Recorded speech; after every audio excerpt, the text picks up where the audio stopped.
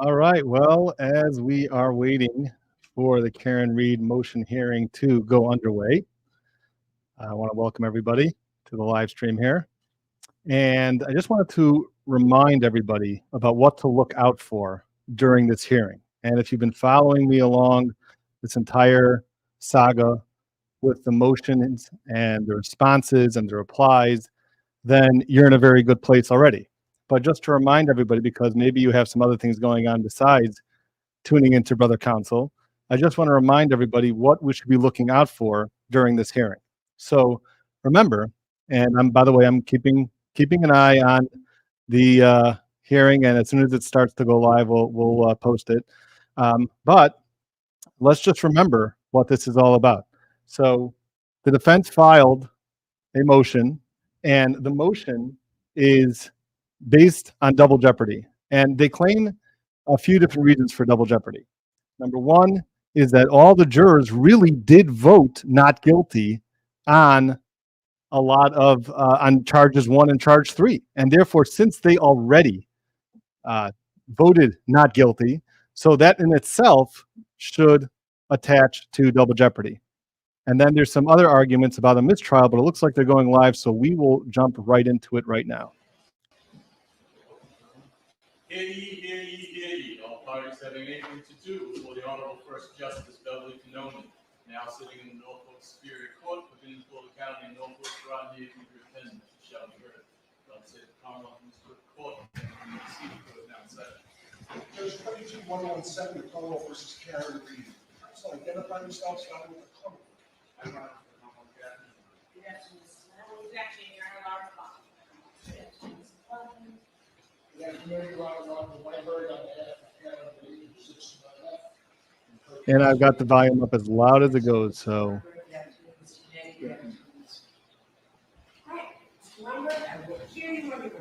Thank you, Your Honor. May I use the podium?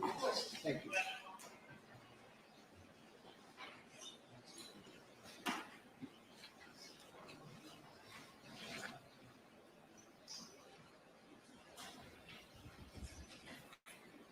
Judge, there are two central issues.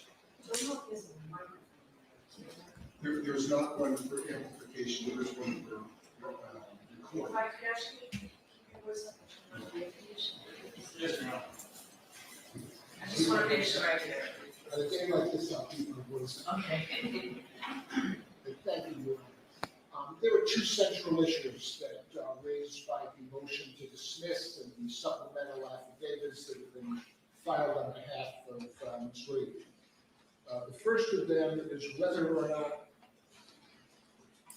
there is strong and I contend uncontradicted evidence that the jury reached a unanimous decision, even if it wasn't formalized into a vote or into a poll. Yeah, I know the audio is very bad.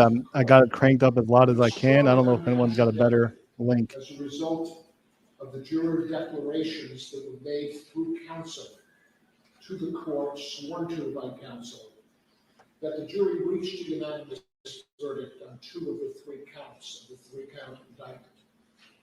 So the legal issue is in the face of that evidence, whether or not Ms. Reed can again be re-prosecuted for the same offense by the same prosecutor who we contend failed to prove her guilt to even 1, much less 12 jurors in trial 1. And when I address that, Judge, I will make a proposal to Your Honor that's close to the procedural pathway used by other judges in cases similar to this, in terms of just how do we transform representations in attorney affidavits into hard proof that we believe will convince the court, and in fact believe it will convince Mr. Lally in the district attorney's office that jury, the jury that Your Honor described as an extraordinary jury, reached a decision.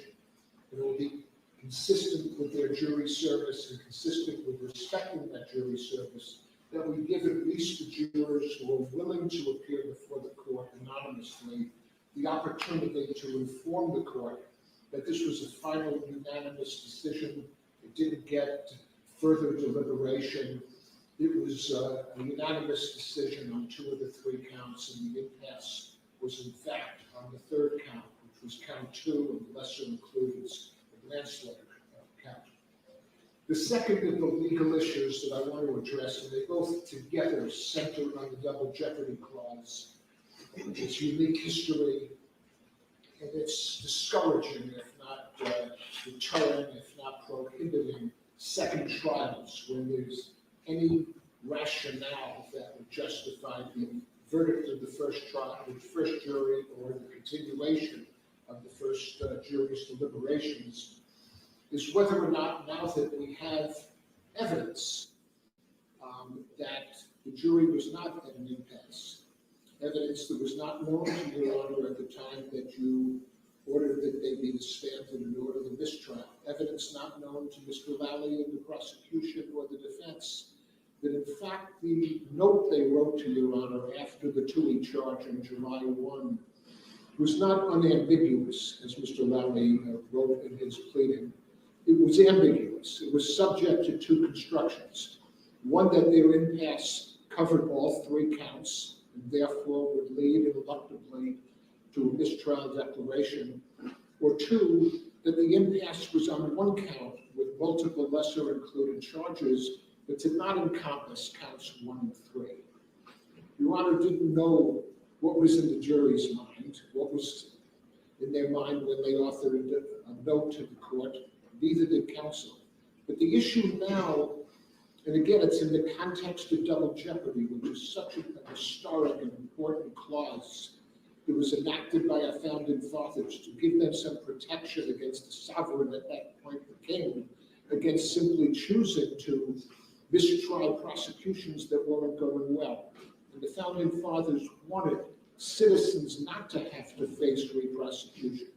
They understood the ordeal and anxiety and risks of having to prove to a second jury what they had proven to a first jury, which is that they were not guilty. And so the real issue here is legally, what do we do when we now know that jurors are declaring to the court that they believed they reached a verdict of not guilty? What can we do on August 8th, if I've got the date correct? 6 weeks after the July 1 trial that Your Honor presided over, a lengthy trial with an exceptional jury. And I contend, Judge, that we can't just accept a fiction that the jury was at an impasse on all 3 counts. Remember, it's not just what he contends. The question is if there's any case law that backs up what he's saying to drag the jury back after a few months. So let's see if he quotes any. 4 jurors are saying to you through counsel they were not, and a 5th juror is saying to counsel indirectly they were not. We have to embrace the fact that these are now facts. Yes, they come after the end of the trial, but it doesn't mean that there's not some procedural pathway to integrate those facts into Your Honor's decision-making. And the second one, the manifest necessity issue, has got a lot more SJC and Supreme Court guidance. It's been the subject of lots of cases.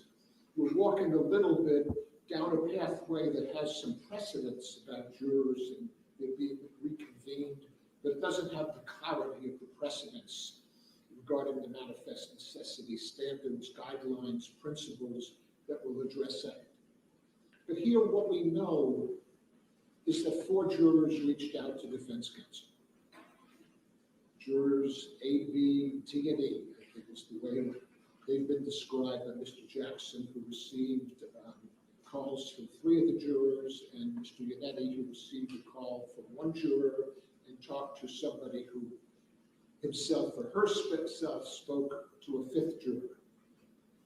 We also have the corroboration, not just internally, where these 4 jurors are essentially saying the same thing. We reached a decision. We didn't announce it. Some said we felt bad about it. We didn't know what to do. But they're internally consistent and not self-contradictory, and that makes them more trustworthy. They corroborate each other, and I contend that the voicemail left on Mr. Lally's phone which he responsibly shared with counsel and shared with the court, essentially saying this was probably one of the 4 jurors, but we don't know for sure, said essentially the same thing. We reached a decision that Ms. Reed was not guilty. And murder, the most serious charge that can be brought, a charge that would imperil the rest of her life. I'm going to try to switch the feed, see if it's Other better. jurors tried prosecutor. They didn't succeed. The prosecutor made a decision that he couldn't promise anonymity, which every juror seems to want, and that's understandable given the level of media and public attention on this case. And I understand the court gave them discretion, and Your Honor made an order that the defense didn't dispute that they were entitled to anonymity. The public interest did not weigh the interest of the jury in anonymity. But we now have the declarations of the jurors through the defense counsel. We have a voicemail of one juror through Mr. Lally. We have emails of other jurors who only wanted anonymity. I'm going to try to switch the feed.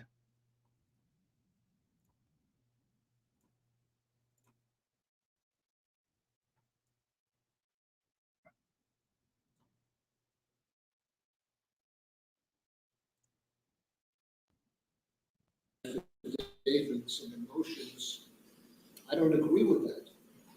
No one has called the district attorney. Nobody has emailed anybody. Nobody has called Your Honor. I don't know if that's any better. Through the court clerks. This is NBC Boston. Nobody disputes, or CBS in other Boston. words, none of the 7 or 8 jurors that are not, represented by the series of affidavits of defense counsel dispute the truth of the representations made by counsel. We don't have certainty. We only have the reasonable inferences from the absence of other declarations, which is that this jury was unanimous in its acquittal of Ms. Reed on counts 1 and 3. So then we get to the legal issue, and again, as I try to say, the legal framework here, the landscape is not quite as crystal clear as it is in the standards of manifest necessity, whether or not double jeopardy permits a re-prosecution in the context of this unique case. But what we have is court decisions saying, for instance, what constitutes an acquittal is not to be controlled by the form of a judge's actions. We're not. This feed doesn't let me put on captions, by the way. So you got to get the better audio or the caption. You got to take your pick. Justice Sotomayor and Justice Kagan in a dissent in the Bluford case, saying in ascertaining whether an acquittal has occurred, form is not to be exalted over substance. And they are making that point. I mean, I've done this for 52 years, and procedures important to inform sometimes governs. And it's the recognition that double jeopardy is different. For instance, as I'll get to in the manifest necessity phase of the argument, all of the courts put a heavy burden on the prosecutor to justify a mistrial, to justify a re-prosecution. Ordinarily, I'm used to the burden speaking on me as a defense counsel. I'm used to having an affirmative obligation to lay out for an appeals court exactly what I want. But in this unique area, the disincentive to re-prosecuting somebody, the same prosecutor for the same offense, when there's evidence of an acquittal or evidence that the jury wasn't at an impasse over all counts, is so significant, it's so core to our values, that they put the burden on the prosecutor, and I will get to the cases that support that, what I call the central proposition, which is, where's the default? Is the default from not asking the jury about these other counts that Ms. Reed goes to trial again? Or is the default instead that the prosecution simply cannot again re-prosecute her when there was not manifest necessity in the first place for the counts 1 and 3? The Supreme Court 67 years ago, I remember it because it was the tail end of the Warren Court. And it revolutionized criminal justice. And it talked about Miranda rights. Nobody knew Mr. Miranda back in the 1950s. Gideon gave right to counsel. Yeah, I agree with that. Nothing really substantive yet. Suppression remedies for Fourth Amendment violations. These were all unknown until the Warren Court. The Warren Court, in the case of Green versus the United States, and it's in our pleadings, said, and it's important, that double jeopardy was designed to protect an individual from being subjected to the hazards of trial more than once.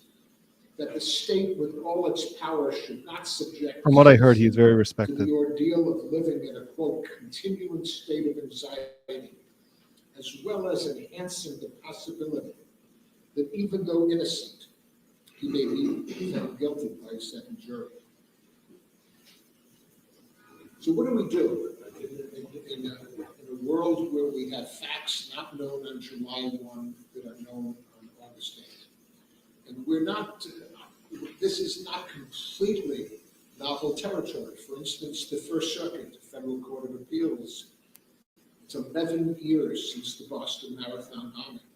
And they're still dealing because of capital punishment with whether the punishment should be life or death for the Sanaya that was arrested and survived. And they recently, in a lengthy opinion of over 100 pages, said, bring back these two jurors where we have a principal basis to question their impartiality. The SJC just... Remember, the other cases that were mentioned about bringing the jurors back were only when there was something like racially biased or ethnic bias that was injected into the deliberations. There's yet to been a case about when the jury, after a few months, decides, oh, wait, you know, our verdict was really one thing and came out the wrong way. There's no case like that I've seen from the papers yet. So we'll see. Let's see what he argues. 4 years ago, in the case dealing with a lawyer's allegation that there had been a racial statement. It's called the McCallum case, 485-790. It said to the defense counsel, the judge will authorize you to recontact that juror and get an affidavit. And if there's any skepticism regarding the truth of the affidavit, we will have a hearing and make decisions. The nation was affixed to the Murdoch case from South Carolina, where a lawyer was accused of killing his family. And there was evidence recently. Remember, the Murdoch case was jury tampering. Jury tampering is also one of the reasons you can bring a juror back. But we still haven't seen any similar case with what happened to do here. According to the media, that a clerk spoke to a juror, and the judge convened a hearing, questioned the people who were connected to it before in order to make a decision.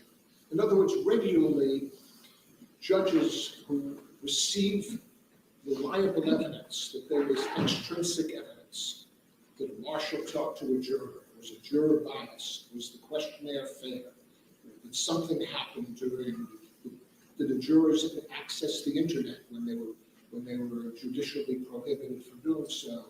Courts reconvene hearings, and I can test that it can be done anonymously. It doesn't have to ineluctably lead to the identity of jurors. And we're going to ask the court to do just that, because without in any way diminishing the centrality and the importance of an impartial jury that tells the truth on voir dire, that's not ethnically or racially biased. There's nothing more central about making sure that jury was not influenced adversely by something from the outside or even by... Just to take a few good questions that came up. Is this attorney a partner in the defense firm? He was brought in special. He was brought in special for this. He's not a partner in the defense firm. Why not citing a case where the judge asked the foreperson which charges were hung? Well, that's not going to help them here, because that was when the jury was still sitting. Here, the jury was dismissed. By something from the internal discussions that reflected on a juror's racial and ethnic impartiality. Why isn't an acquittal entitled to just the same kind of deference? You know, we have not evidence that the jury was not impartial or that they were influenced externally. We have hard evidence that they reached a decision. We're not asking to have any inquiry, whether by counsel or by the court, into the content of deliberations, into their reasoning, into all of those matters that are forever private. But here we're asking them no more than Your Honor could have asked by polling them. And the answer to that is yes. Did you reach a verdict on count one? What was that verdict? What about count two? No. What about count three? Yes. So there is precedent, although slightly different, but we contend no less important, to Your Honor making a decision. If Your Honor is skeptical in any way of the attorney's declarations, if you cannot accept them because they're not the sworn affidavits of lawyers, of the jurors, sorry, we authorize them to do what they haven't, which is to reinitiate a call to these 4 or 5 jurors, ask them whether they would read the lawyer's affidavits and affirm that they're accurate. Or alternatively, authorize the lawyers to ask the jurors whether or not they would execute an affidavit. It could be 2 sentences. We reached a final decision unanimously to acquit Ms. Reed of counts 1 and 3. Your Honor doesn't have to accept 4 out of 12 or 5 out of 12. Your Honor has a lot of discretion in terms of how to get to the bottom line, which is what is the truth here. Your Honor could schedule a hearing and have the 4 jurors in. They would remain anonymous. We would even waive public trial. I'm not sure if legally you would, but to keep this private and keep this confidential, because we don't want the jurors to, risk identity. Your Honor could do it in any number of ways. We have responsible court officers that can meet 4 jurors anywhere Your Honor selects. We have responsible lawyers and responsible prosecutors. This doesn't have to be an event that challenges the jurors' anonymity. I guess what I'm saying is that we're asking the court not through closing the door to this new evidence and really adopting a fiction that the impasse was on all 3 counts when we now know that there's strong corroborated, trustworthy evidence it was not, to establish a procedure consistent with McCullough, consistent with Tsarnaev, consistent with the Supreme Court decision in Radner, and take those cases where jurors do come in after the fact, where there's credible, responsible evidence that they were either biased or that they had some extrinsic evidence, whether from the internet or from improper contact with a third party. By the way, part of the reason why Alan Jackson is not the one arguing this motion is because he himself filed an affidavit in this case, in this specific motion, and that's why he can technically be considered a witness, and therefore it's probably not appropriate for him to argue the motion. So that's probably why he's not there. And help us investigate this. I don't believe that if the Norfolk DA was convinced from that process, and it could be 4 jurors, it could be 12, but if all of them tell the court, we made a final decision, we never went back, like the Luford case, or to re-examine it, it was not an intermediate decision, it was a final decision. Thank you, Linda. All our impasse was about count 2 and the multiple lesser includeds. I am hopeful that the prosecution would join with us in not seeking a new trial if they were convinced by these jurors under oath to what they've not yet been convinced by, which is defense counsel. This was a hard-fought case, and I'm not being critical of the DA, but I've done this for a long time, and I believe in our system of justice. People say it's not perfect, but it's the best that the world has. This to me is hallowed ground in a courthouse named after someone who was a friend who I deeply respected. And I want the prosecutor to get the facts in the best way we can at this point in the case, which is through your honor.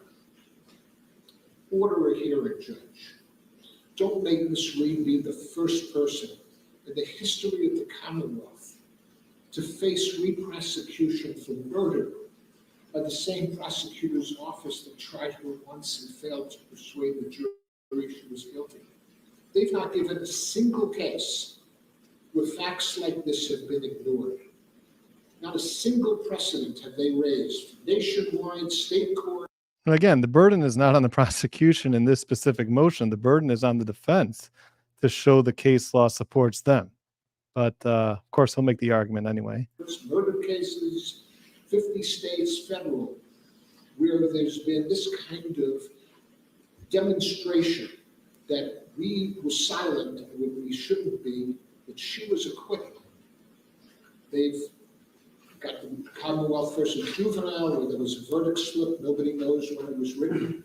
We have Bluford, but there was clearly further jury deliberation after a juror told the judge that we had reached a decision on 2 counts. I'm convinced, perhaps through many years of doing this, that acquittals count. If she was acquitted, nobody wants her re-prosecuted on the counts for which she's been acquitted. And form's important, procedure's important, but what's more important is substance. What's more important is to find out whether that jury, in fact, voted to acquit and it was a final vote. And then I hope there's no dispute. I hope Mr. Lally will stand up in front of you and join me in asking that those 2 charges not be re-prosecuted. So let me switch. Great to be with you here too, also, Kim. Acquittal, its implications to manifest necessity. Now, remember, really, that's the first part, saying the jury already reached a verdict and everything is double jeopardy because the jury already reached a verdict. I already explained why that's not such a compelling argument. Really, the next part where he has to move on to is the fact that Jackson and Unanimity did not object. That should be the next part where he's moving on to. You don't jump to manifest necessity. Manifest necessity is only if the defense did not consent. And it seems like he's going to jump over that, but let's see. In this case, we have explicit guidelines, which have been set out by the Supreme Judicial Court, that look to whether or not there was manifest necessity for the declaration of the mistrial. Manifest is a word that says to show clearly, and whether the mistrial order was avoidable, whether there were any viable options, whether the court essentially had no choice, no options. And here at minimum, with 4 or 5 jurors saying, we believed her to be innocent, we believed there was a vote, there's no evidence from those declarations that there was an impasse on counts 1 and 3, an impasse that would have rationalized and justified the order of mistrial. The note, as I said, was believed to be unambiguous by the prosecutor, but in truth was ambiguous. It led to 1 or 2 constructions. So this is really becomes a burden of proof issue.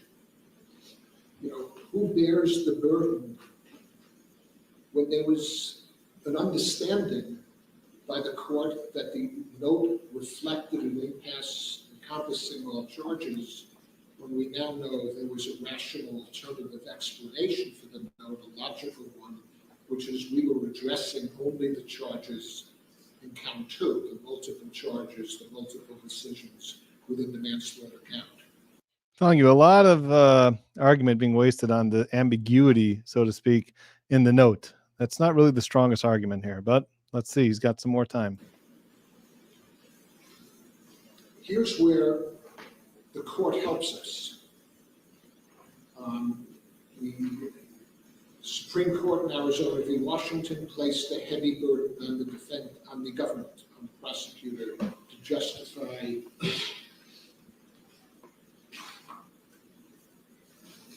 a mistrial. The SJC has issued multiple opinions. I'll read just a couple, because I think the burden of proof issue is central, Judge. Commonwealth versus Stewart, which goes back to 1985, and is one of the central decisions that started formulating the jurisprudence around double jeopardy and manifest necessity. And I'm sure you all remember my analysis on Stewart. That's a great case for the defense. Prosecutor must shoulder the burden of justifying the mistrial if he is to avoid the double jeopardy bar. His burden is a heavy one, citing to Arizona v. Washington. Cruz v. Commonwealth, SJC 2012. The heavy burden of proving that a mistrial was due to manifest necessity lies with the Commonwealth. Commonwealth versus Nicole, 452 Mass. 816, 2008. The Commonwealth is unable to satisfy its heavy burden of proving that there was manifest necessity for declaring a mistrial, and the Commonwealth is therefore barred by the principles of double jeopardy from retrying Nichol. I have a copy of the Nichol decision because it's the one that was not referenced yet from the others. I'm just going to speed this up and drop. Case. It was a driving case, jury of 6. There was a belief that one of the jurors should not be sitting because he didn't witness, if I'm recalling the facts correctly.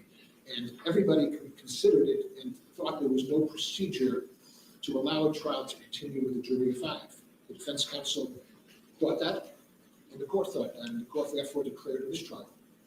Afterward, everybody discovered that this was in fact a rule of criminal procedure, and the defendants could waive a jury of 6 just like they could waive a jury of 12. But the court determined, as I just read, that there was no manifest necessity because there was a viable option to the declaration of a mistrial, that being the court could have asked the defendant whether or not they would agree to a jury of 6, but they didn't recognize it at the time. And then the court had a decision. Are we going to blame the defendant, make them go to trial a second time in the face of double jeopardy's manifest necessity requirement, or are we going to put the burden on the prosecutor to have advised us of that rule? This case is similar, Judge, because what you weren't advised of is Mass Rule 27B. See, everybody focused on Roth and Juvenile and Bluford, where all of them were single counts with lesser included. So in the Roth case, the SJC decided that it prohibited judges like yourselves from inquiring into. Right. So here's the difference between when you have one count with lesser included, that you cannot take separate verdicts on the lesser included. That was separate. That was different than the Karen Reed case, which there was 3 separate charges. This has already been explained, but he's going to explain that more now. The vote, you couldn't ask the jury, well, if you haven't decided on manslaughter, what about involuntary manslaughter? What about OUI? But this is different because we have 3 counts, not 1. And Rule 27B, that you were not advised of, and we contend, of course, the burden was on the table of the side that wants to re-prosecute her. 27B specifically says that the judge is allowed to take separate verdicts for different and distinct charges. So it was an option. It was permissible. The language is may, not that the judge is required to, but he's just pointing out that that is an option. Says as follows: the judge may declare a mistrial as to any charges upon which the jury cannot agree upon a verdict, provided, however, that the judge may first require the jury to return verdicts on those charges upon which the jury can agree and direct that such verdicts be received and recorded. The advisory note is even more explicit. This rule also provides that the court may declare a mistrial in cases where the jury is unable to reach a verdict. However, it must first receive and record the verdicts which the jury can agree on.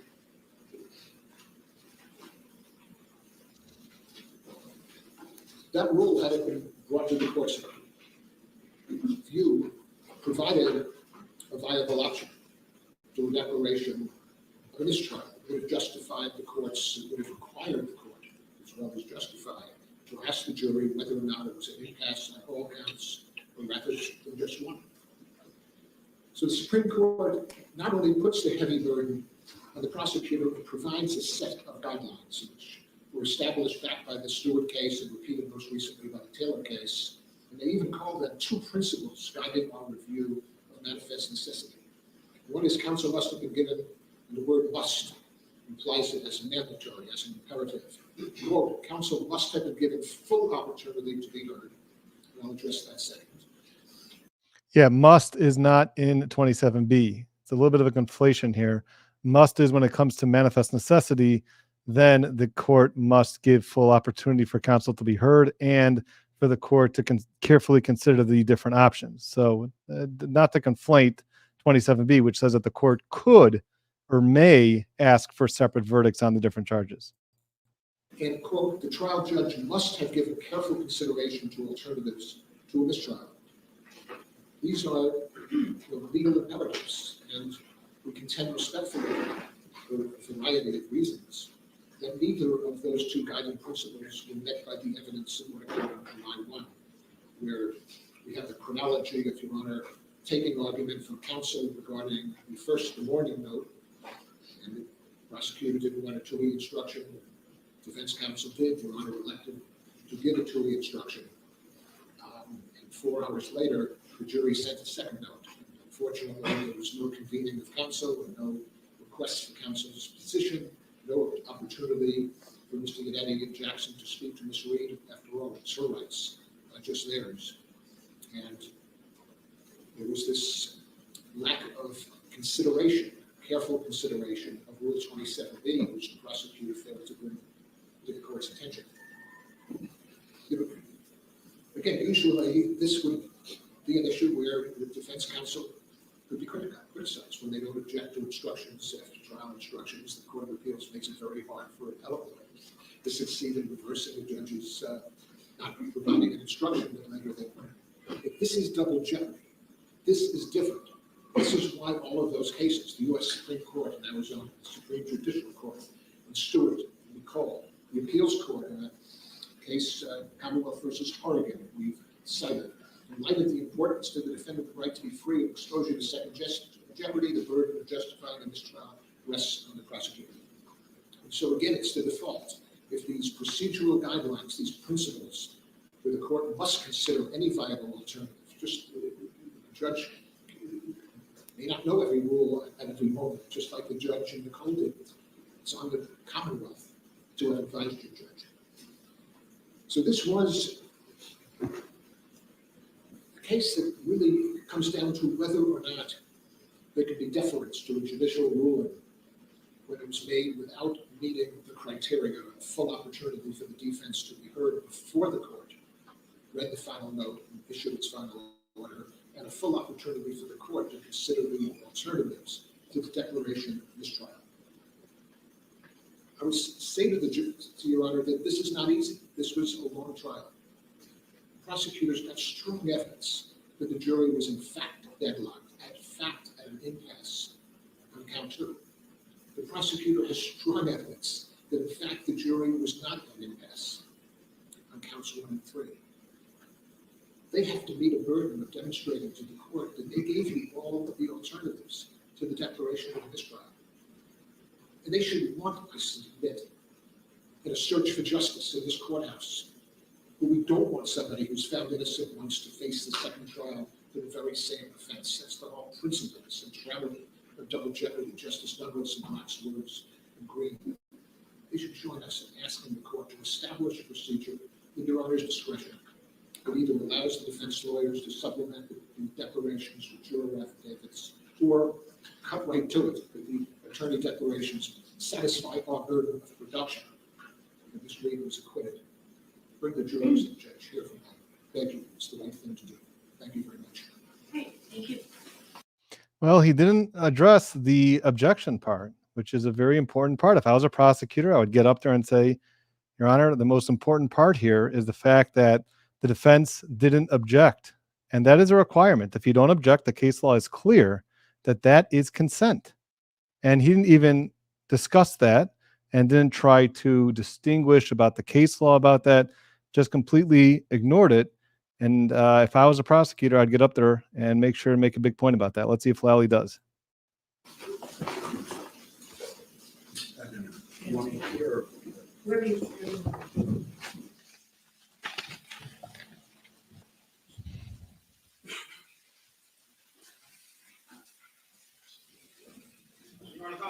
ask, request that the defendant's motion to dismiss be denied as to whether or not the counsel had more than adequate opportunity to be heard and object to the declaration of the mistrial in this case, and the mistrial was declared as a manifest necessity. To that last point, as it applies to what counsel was referencing in regards to Rule 27B, what I would submit there is there's a stark difference When he said brother counsel, he didn't mean me, although maybe he should have. between what Rule 27B encompasses and what counsel is asking for the court to do. And what I would say is there's a difference between what Rule 27B talks about, which is taking, or the right of the court to take partial verdicts, which certainly the court is entitled to do, if that were at any point in time indicated in any of the communications from the jury, or if there had been any communication whatsoever from the jury that they had reached a partial verdict. So Rule 27B has to do with taking of those partial verdicts, not inquiring or trying to extract or coerce a partial verdict by polling the jury who has declared repeatedly to the court that they're in an impasse. So simply put, Rule 27B just does not apply.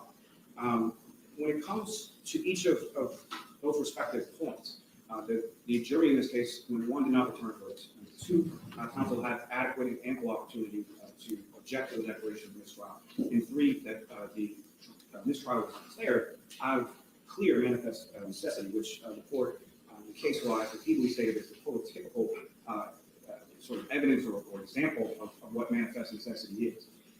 But to those points, it is backed by decades, if not centuries.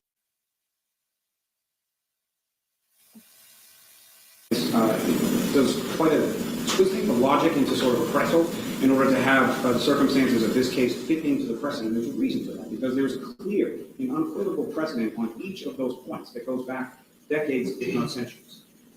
Commonwealth versus the juvenile is a case directly on point. And as the court is well aware, that's a case in which, following jury deliberations, and the defendant having been convicted after trial, one of the court officers found the verdict slip in the jury deliberation in which the verdict slip was marked not guilty.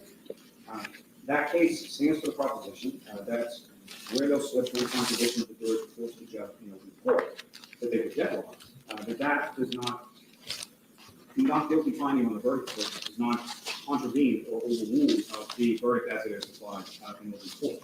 We're quoting from that case, and I think it's directly applicable to what's been provided to the court so far. It states, it is not enough to show that the jury may have agreed on some issues at some time.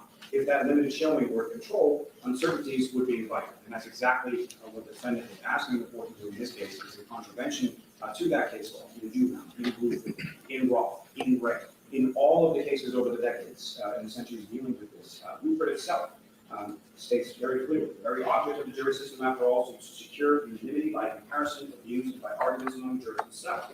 A single juror's change of mind is all it takes to require the jury to reconsider a greater offense. And that also comes Commonwealth versus Carnes. But what it states, Your Honor, this jury was instructed, not only instructed orally for a lengthy time, but was provided with written copies of those instructions that the court gave. That stated on at least 9 or 10 different times exactly what the unanimous verdict was and how to come to that unanimous verdict and how to report that unanimous verdict. And there was no verdict that was returned stating anything in this case. And in particular, the two charges that the defendant dealt with simple choice. There was a box for guilty and a box for not guilty. Neither was checked. Neither was checked. Neither was returned to the court at any point in time. There is no verdict in this case. Now, as far as whatever those communications that the jurors are referencing, what Commonwealth was here, Your Honor, the jurors did nothing wrong in this case. The court did nothing wrong in this case. The court applied the law as it exists to this case. There's nothing special about this case. There's no special application or procedure that needs to be developed, created, or employed as it applies to this case or this defendant. This defendant, in this case, should be treated as any similarly situated defendant or any similarly situated case within the court system. These jurors, as the courts refer to them as an extraordinary jury, and I know the court had an opportunity to observe the jury throughout the course of the lengthy trial and to review the many communications that the jury submitted, which Commonwealth would submit, were thoughtful, were deliberate, were intelligent, were insightful. This jury told the court on multiple times that they had reached an impasse as far as their deliberations as it pertains to the charges. In the final note was submitted to the court, they refer to the charges in the plurality, twice within that note, as it pertains to exactly what they were saying. When it comes to what they were communicating and reporting to be at an impasse in regards They refer to it as charges multiple times. Whatever point jurors may have felt, the other thing I would say about the jury is and this goes to the precise reason of why the procedures suggested by counsel are completely inappropriate and in direct contradiction of what the case law says. I can't imagine whatever the jurors have undergone since July 1st, as far as extraneous influences, whether it's personal, professional, who they talked to, what they talked about, how those things have formulated in their minds.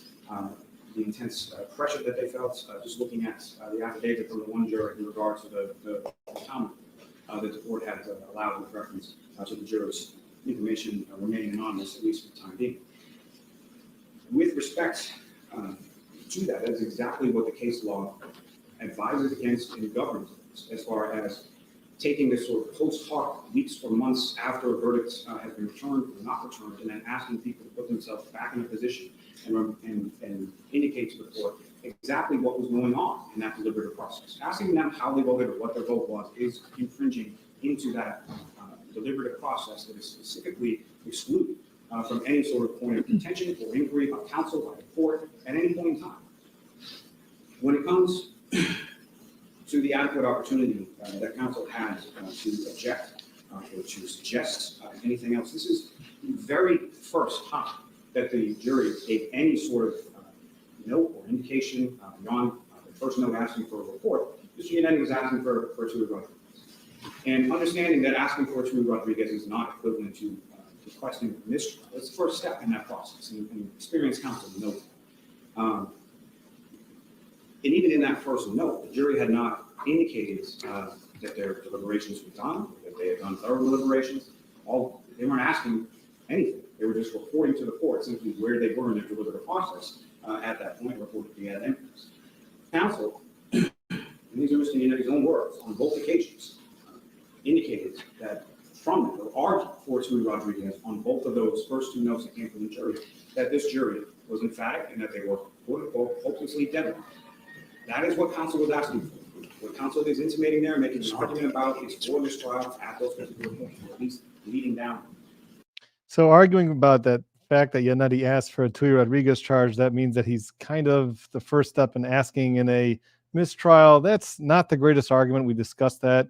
But he's saying, come on, we all know that when you ask for a Tui Rodriguez, the next step is going to be asking for a mistrial, which we discussed that really if Yannetti or Jackson were asked at any point, do you think we should declare a mistrial? They absolutely would have said yes.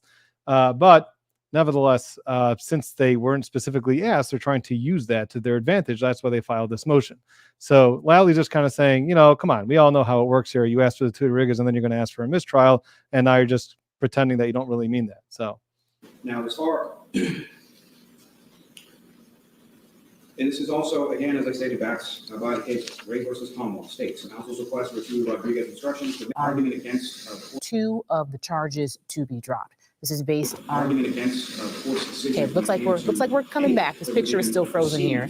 Slight measure against the defendant's interest, and I would direct forward to the works argument that was made post-trial as well.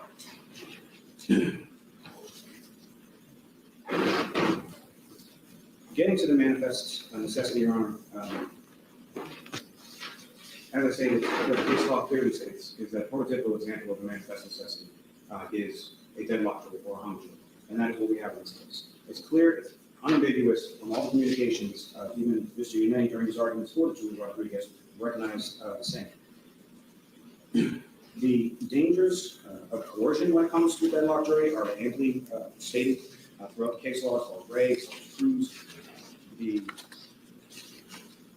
court was never required and had never been required, and that goes from the Cooper decision from the United States Supreme Court to the Supreme Judicial Court case that there is no requirement that the court makes any sort of polling or has any sort of asking when it comes to how the jury stands, or whether or not they have a vote, or whether or not they have a partial vote. I would also submit, Your Honor, that counsel's argument is a little disingenuous when it comes to indicate that those cases only apply when we're talking about charges with lesser included, or charges that have a multiplicity of different findings that the jury can make. But it ignores the fact that there are those two very charges or indictments that the defendant is seeking to dismiss here were very simple. Not guilty, but guilty. Those are 2 boxes to be checked. So in those instances, it may be permissible for the court to require a poll. But the coercion and the fear of that that's developed through the case law is inherent within the second count, which had all of those lesser included charges, which is exactly what the case law and the rules prescribe, as far as not allowing for the court to inquire into those types of scenarios. So, yes, the defendant's position is that the court should uphold or inquire only as to indictments 1 and 3 and not to as indictment number 2. But again, I don't know that there's any requirement for the court to do that. I don't know exactly how. You don't know. You should say that the court rule actually specifically says that it's only permissive. Come on, be a little more stronger about your argument. Is to do that when it comes to those types of coercive holdings of the jury while they're still deliberating.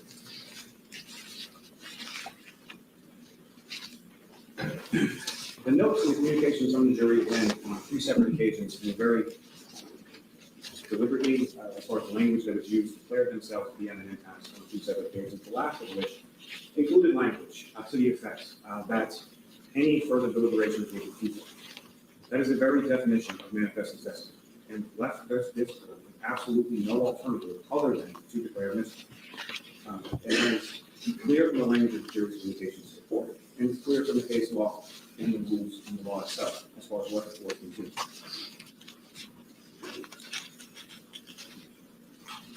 The 2 areas that counsel is talking about and sort of asking for extension or creation of new law, again, sort of special or deferential treatment to this case or this defendant. The 2 areas in which the court can make post-trial inquiry have to do with some sort of bias, if there's an issue raised in regard to whether it's due to racial discrimination, gender discrimination, or some other protected class. So that sort of bias implicit in the jury's deliberative processes, or in an instance,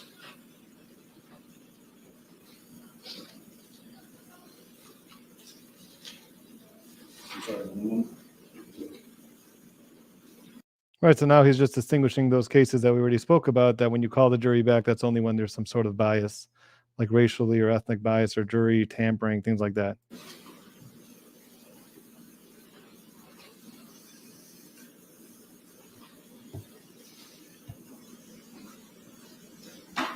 And in an instance in which there is some sort of allegation or some sort of evidence of extraneous influence. The defendant's not raising either of those issues. Specifically within those cases, what the court states, which is obviously binding on your law, is that those carve-outs for extraneous influences or bias on the parts of the deliberating jurors are permissible areas for post-trial inquiry. What all those cases also say is any inquiry into the deliberative process or exactly what counsel is proposing here is specifically prohibited by those cases. That have developed over the decades.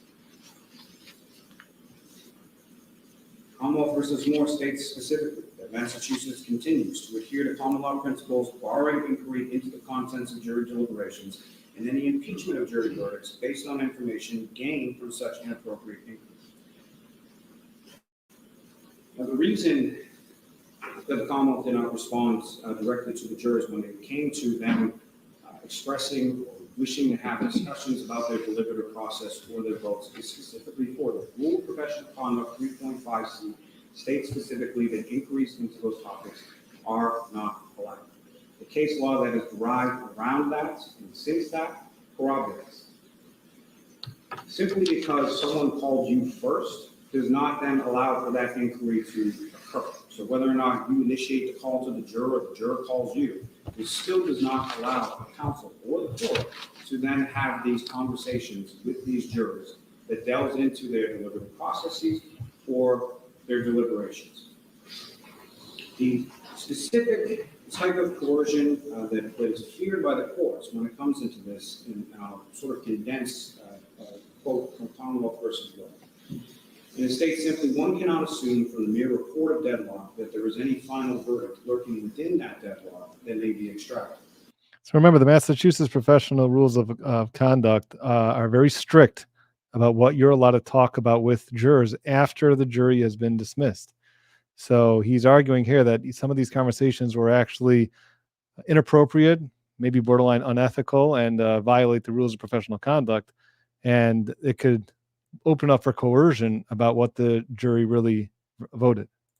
Such inquiries of the jury may succeed in extracting a partial verdict, but we could not have confidence that that partial verdict was the product of a thoughtful and thorough deliberation process. The risks of jurors' coercion are too high, and the reliability of any such partial verdict return is too low to warrant such an approach to salvaging some partial result from a deadlocked jury. Simply put, Your Honor, what counsel is proposing as far as what the court should do is prohibited by the rules, it's prohibited by the law, it's prohibited by the development of case law over decades and centuries as to what is permitted. Certainly, the Commonwealth or anyone who wants to try someone who has been acquitted by a jury of their peers or retry them on the same case. That's not what happened. There was no verdict returned by this jury. Counsel had more than an adequate opportunity to address the court in relation to the declaration of this trial. And the court did absolutely nothing wrong in finding a manifest necessity as the only alternative that could have been employed in that particular case. Polling the jury then, polling the jury now. It's simply not permitted by the rules, it's not appropriate, and therefore the defense motion should be denied. Thank you. Can I reply, please? Thank you.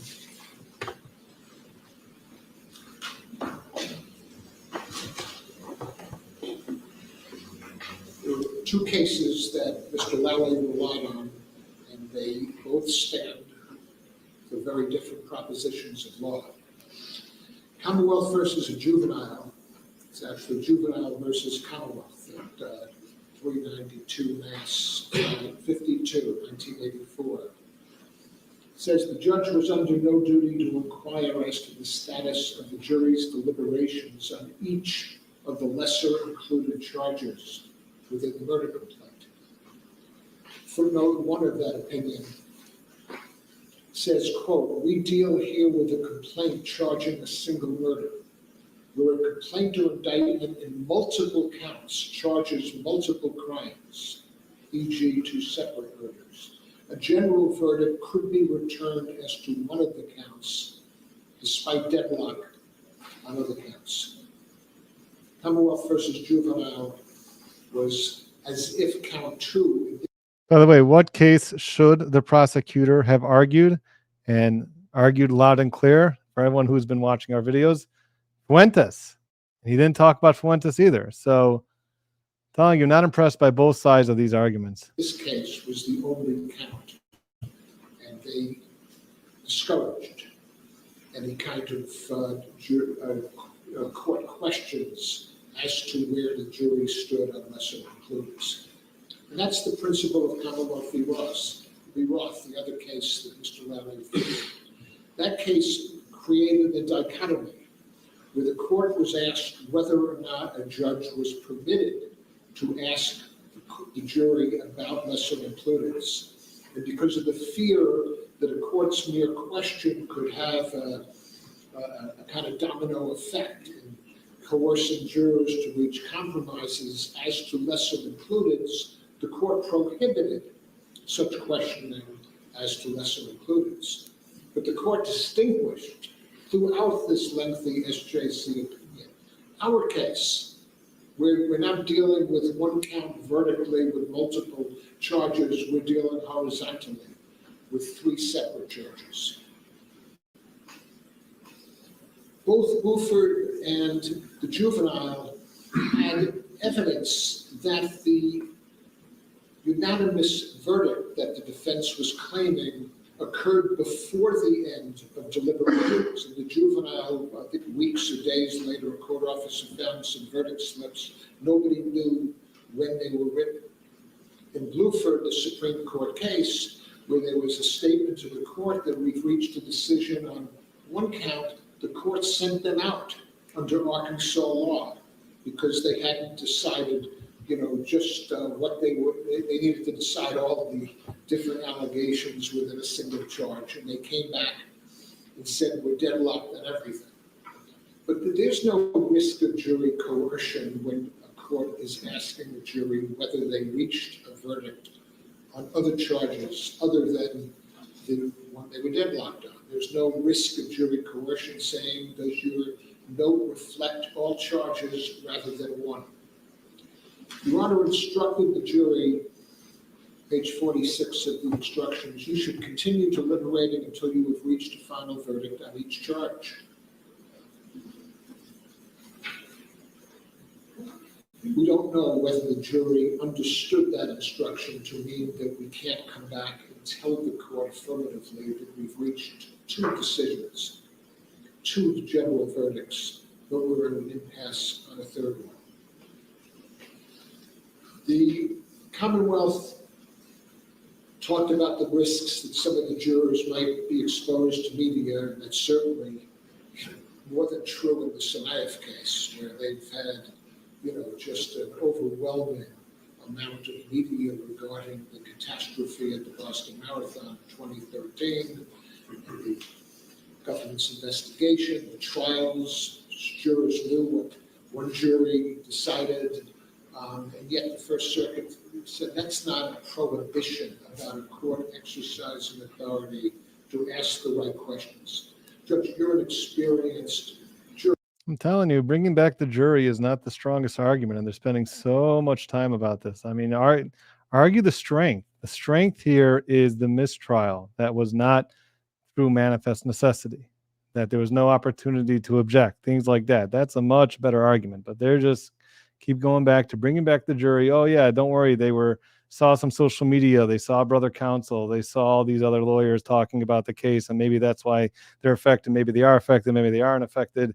And with some of these cases, they were able to bring them back because it had to actually do with jury tampering or racially or ethnic bias, but not in this case.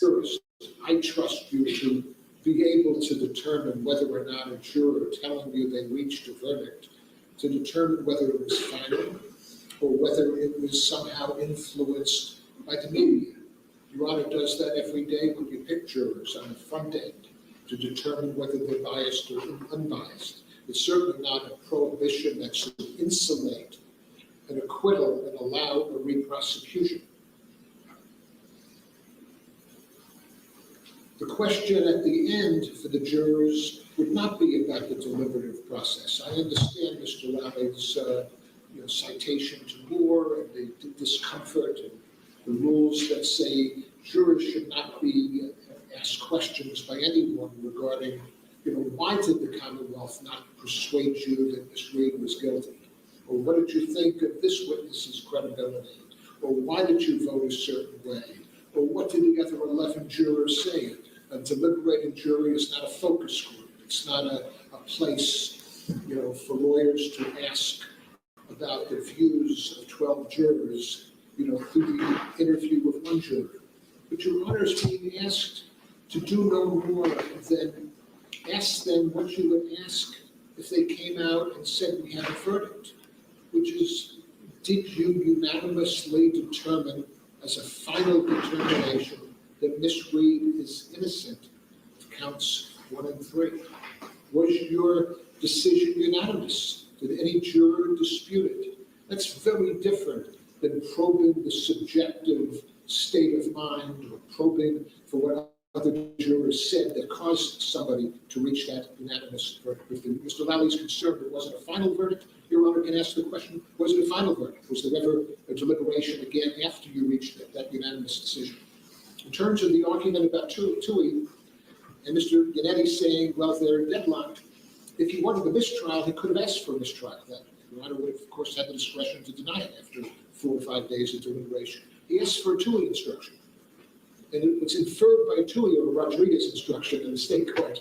Tui, I think, is a 19th century federal case, is that you have hope when you're asking for the Tui instruction. My experience, usually the prosecutor is confident in the jury that wants the Tui instruction to try to get the majority to overcome the minority and get to a guilty verdict. Here you had the defense lawyer asking for a Tui instruction, reflecting that he wanted further deliberations.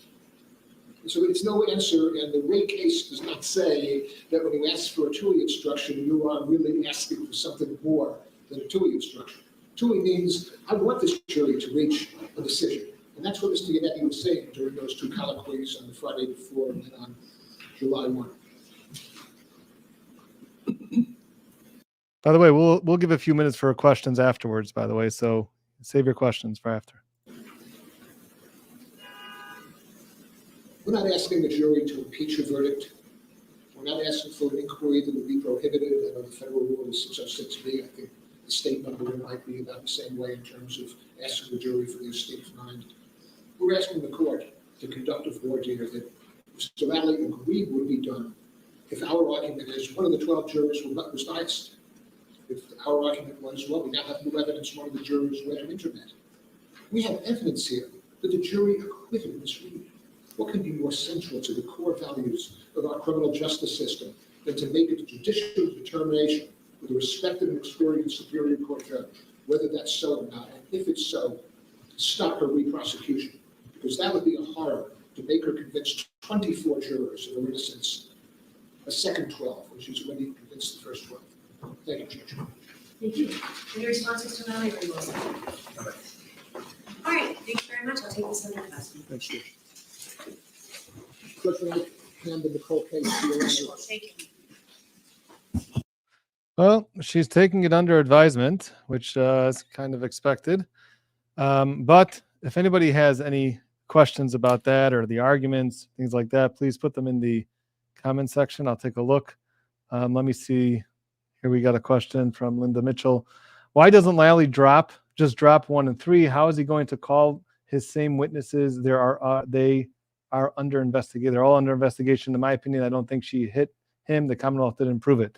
So what Lally's going to actually do with the retrial, and especially now that Proctor and Buchanan and some of those players are under investigation now, yeah, I mean, his case is going to be a lot different. And he's going to have that choice what to do, whether he's going to actually bring that case exactly the same way. Again, like we've spoken about in the past, there is a lot of pressure, probably political pressure, for the state to bring the case again and get a verdict.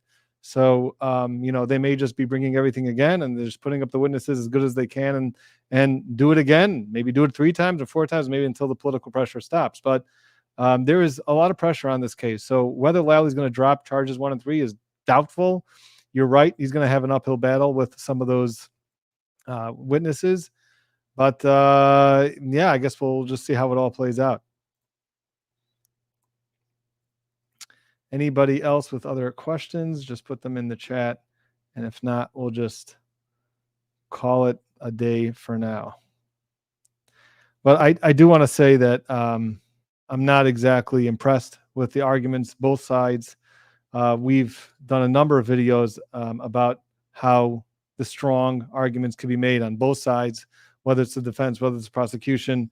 It's beyond me. I mean, beyond me how he cannot, the prosecutor Lally cannot argue Fuentes. Fuentes is the strongest case in support of the prosecution.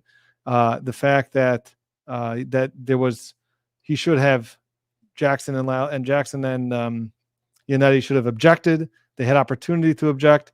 They, even under the case law, which shows that sometimes when you don't object, it's not considered consent, but that's only when it's a real surprise. And here you have not such a surprise here. They were deliberating. They send out a few notes saying that they're deadlocked. I mean, there are certainly some really good, strong arguments that could have been made by the prosecution, by the defense also. And it seems that they were just really, what they're asking for is for the jury to come back. That's really what they're asking for. That was his main ask. That was essentially what he asked for in the beginning. That was essentially what he asked for at the end. Bring the jury back. Let's voir dire the jury. What was your verdict? And like I've told you from the beginning, from when I've gotten this motion, and I was reading the motions, when I got that in, it was that argument is not going to win. To bring the jury back after weeks of being open to social media and things like that, other coercion, other types of coercion, and that wasn't going to work. The stronger argument would have been, like I've always said, that you've got to argue that the mistrial was inappropriate. The mistrial was inappropriate. Went through some of that analysis. Is Karen still on probation, Rosie? I'm not sure. It doesn't look like she's not in prison, so I'm not sure exactly what type of probation she would be on, but she's probably on some level of probation. She's most likely on. All right. Well, I'll probably be putting out another video just to quickly recap everything that went on and my disappointment by the attorneys on this, the way that they argued this case. The way that they argued it doesn't seem like the judge is going to grant it. But again, she can go back to their motion and their actual papers, and that would have been, there's much more law there, much perhaps different types of arguments in their motion and in their reply. So, she can still be doing her own research, but doubtful, very, very doubtful that she's going to be granting for the jury to come back and get voir dired. So that's mostly unlikely. And the fact that they didn't really argue so much about the mistrial being inappropriate, maybe she'll say, well, they don't really care much about that anyway, so I don't have to get into so much of the merits of that. So we'll see how it all plays out. But I'd be very, very surprised if she would grant this motion. So, all right, well, that looks like it's going to be it for now. I'll try to put out another quick recap of what happened today for anybody who missed it. And appreciate everybody tuning in. If you haven't yet, please subscribe and like, and we will see you next time.